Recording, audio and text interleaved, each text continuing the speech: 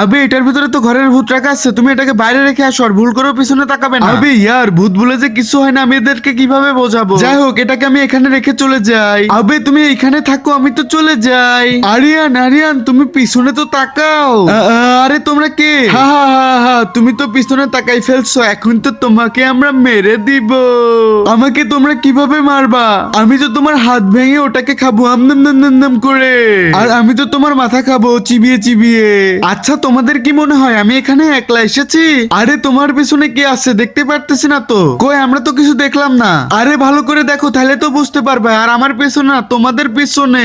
কি আমাদের পিছনে? আরে তোমরা ভালো করে তোমাদের পিছনে তো দেখো। আরে আমাদের পিছনে কি আছে?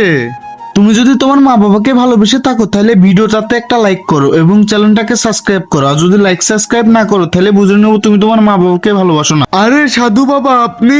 আরে এখন তো আমাদের পালাইতে হবে, পালাও।